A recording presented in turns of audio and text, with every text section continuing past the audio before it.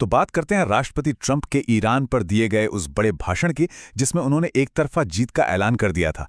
लेकिन सवाल ये उठता है कि क्या उनके दावे हकीकत से मेल खाते हैं।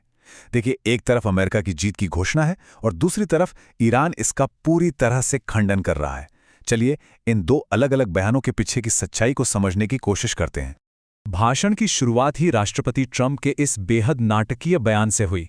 बस इस एक लाइन ने पूरी दुनिया के सामने इस तनाव की गंभीरता को रख दिया और ये बयान तुरंत ही सुर्खियों में छा गया।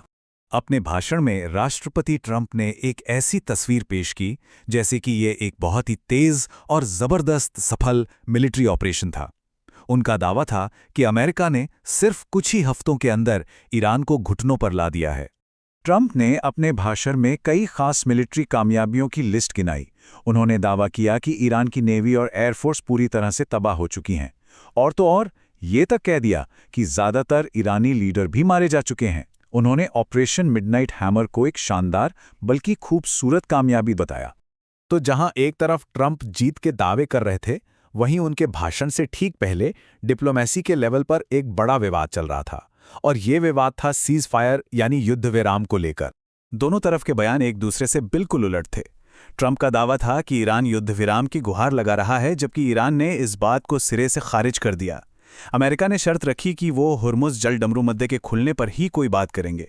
ये वही रास्ता है जहां से दुनिया का बहुत बड़ा तेल का व्यापार होता है। लेकिन ईरान का कहना था कि ये स्ट्रेट तो पूरी तरह से उनके ही कंट्रोल में है।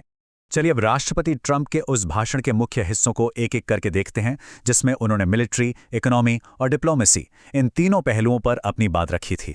ये शायद उनके भाषण के सबसे सनसनीखेज दावों में से एक था, जिसमें राष्ट्रपति ने सीधे सीधे ईरान के सुप्रीम लीडर के बारे में बात की। इस एक बयान ने पूरे मामले को एक नया और पर्सनल मोड़ दे दिया।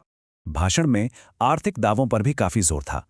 ट्रंप ने कहा कि अमेरिका को अब मिडिल ईस्ट के तेल की कोई जरूरत नहीं है और गैस की बढ़ती कीमतें तो बस कुछ ही वक्त की बात हैं। उन्होंने पूर्व राष्ट्रपति ओबामा पर ईरान को कैश में पेमेंट करने का इल्जाम लगाया और यहां तक कि अपने नाटो सहयोगियों को भी चेतावनी दे डाली। अब जरा कहानी का दूसरा पहलू भी देखते हैं। इस तनाव के बीच ईरान के राष्ट्रपति ने सीधे अमेरिकी लोगों से बात करने की कोशिश की, ताकि एक अलग नजरिया भी दुनिया के सामने आ सके। राष्ट्रपति पेजेश्कियान ने अपनी बात की शुरुआत ये कहकर की कि ईरानी लोगों के मन में अमेरिकी या यूरोपीय लोगों के लिए कोई नफरत नहीं है। उन्होंने कोशिश की कि राजनीतिक संघर्ष और आम लोगों के रिश्तों के बीच एक फर्क साफ नजर आए। ये समझना बहुत जरूरी है कि ईरान ने आधिकारिक तौर पर अपने मिलिट्री एक्शन को कैसे पेश किया। उनके मुताबिक ये कोई हमला नहीं था, बल्कि अपनी सुरक्षा में उठाया गया एक जरूरी कदम था। ईरान का काउंटर नैरेटिव ये है कि उसे जानबूझकर दुनिया के लिए खतरे के तौर पर दिखाया जा रहा है, ताकि बाहरी दखलंदाजी को सही ठहराया जा सके। उनके हिसाब से ये सब राजनीतिक और आर्थिक फायदों का खेल है। तो अब सबसे जरूरी सवाल ये है कि दोनों तरफ से जो दावे किए जा रहे हैं, वो जमीनी हकीकत से कितने मेल खाते हैं। चलिए, इसी की पड़ताल करते हैं। यहाँ पे विरोधाभास बिल्कुल साफ है।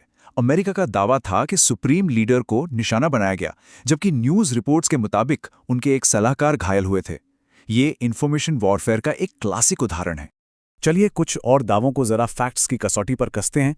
ट्रंप ने गैस की कीमतों में उछाल को टेम्पररी बताया, लेकिन हकीकत ये थी कि कीमतें एक महीने में $1 से ज्यादा बढ़ गई थीं और इसकी एक बड़ी वजह हॉर्मुज़ स्ट्रेट में बढ़ता तनाव था। फिर ओबामा डील पर उनके दावे का भी बड़े डिफेंस एक्सपर्ट्स ने समर्थन नहीं किया। और रही बात न्यूक्लियर हथियार की दौड़ की, तो सारा ध्यान ईरान पर लगाया गया, जबकि सच तो यह है कि दुनिया के कई देश पहले ही न्यूक्लियर हथियार बना चुके हैं। और यही सबसे अहम बात है, जीत के इतने बड़े बड़े दावों के बावजूद जमीन पर हिंसा बिल्कुल नहीं रुकी थी। ईरान की तरफ से हमले जारी थे और लेबनान में इजरायली हमले भी हो रहे थे, जिससे एक गंभीर मानवीय संकट पैदा हो रहा था। तो आखिर में हम खड़े कहाँ हैं? हम एक बेहद नाजुक और अस्थिर गतिरोध में फंसे हैं, जिसके दूर तक अंतर्राष्ट्रीय नतीजे हो सकते हैं। ये सिर्फ दो देशों की लड़ाई नहीं है, बल्कि इस पर बहुत कुछ दांव पर लगा है। इस टकराव का असर सीधे सीधे ग्लोबल मार्केट पर पड़ा।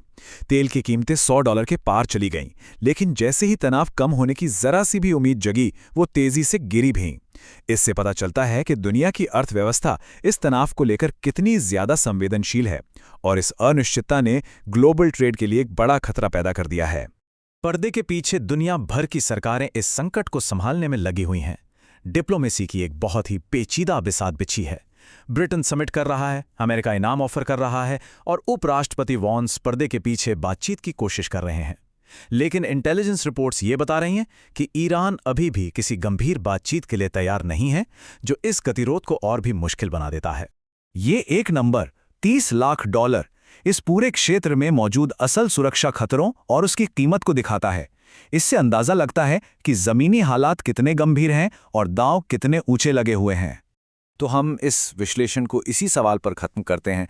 जब ग्लोबल ट्रेड पर खतरा मंडरा रहा है, हमले अभी भी जारी हैं और दोनों पक्ष अपने अपने दावों पर अड़े हुए हैं, तो क्या डिप्लोमेसी के लिए कोई रास्ता बचा है, या फिर बयानबाजी का ये दौर एक और बड़े संघर्ष की तरफ ले जाएगा? इसका जवाब तो आने वाला वक्त ही देगा।